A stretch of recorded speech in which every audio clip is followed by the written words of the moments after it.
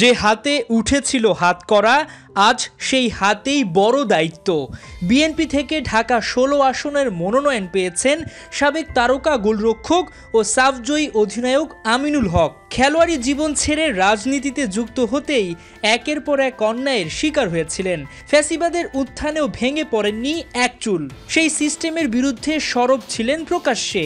সেই আমিনুল এবারে নির্বাচিত হলে সবার আগে নিশ্চিত করতে চান তার সাথে দিনের পর দিন যে অনাচার করা হয়েছে তেমন কিছু যেন আর কোনো খেলোয়াড়ের জীবনে না আসে। আমি একজন স্পোর্টসম্যান হিসেবে দীর্ঘ ১৭ বছর স্বৈরাচারের বিরুদ্ধে যেভাবে আন্দোলন করেছি, সংগ্রাম করেছি, আমাকে বারবার জেল খাটতে হয়েছে, আমাকে নির্যাতনের শিকার হতে হয়েছে।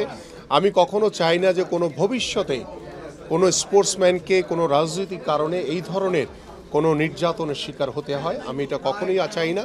জনপ্রিয় ডিসিপ্লিনে একজন খেলোয়াড় যতদিন মাঠে থাকেন তাকে নিয়ে হই হই রই রই চলে, কিন্তু অবসরের পর আর কেই বা রাখে তার খবর।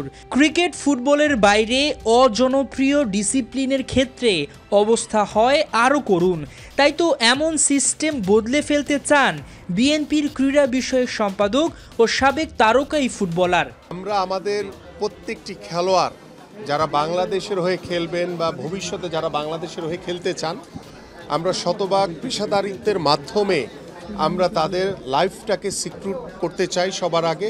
এবং আমরা অবকাঠামোর থেকে বিশেষ করে আমরা আমাদের সকল খেলোয়াড়দের দিকে বেশি ফোকাস থাকবে যে আমাদের ক্রীড়াবিদরা যদি ভালোভাবে চলতে পারে, ভালোভাবে থাকতে পারে, তারা যদি তার পরিবারকে নিশ্চিত করতে পারে যে একজন খেলোয়াড় হিসেবে সে তার জীবনকে প্রতিষ্ঠিত করতে চায়, সেই জায়গাটা নিয়ে আমি সবার আগে কাজ করতে চাই। এবং সেই জায়গাটি ইনশাল্লাহ নিশ্চিত করার মাধ্যমে আমরা বিশ্বাস করি যে আমাদের ক্রীড়াঙ্গনের তৃণমূল থেকে শুরু করে সর্বোচ্চ পর্যায় পর্যন্ত বাংলাদেশের ক্রীড়াঙ্গনে একটি আমূল পরিবর্তন আসবে। স্পোর্টস দিয়ে দেশকে বিশ্বমঞ্চে তুলে ধরেন অ্যাথলিটরা।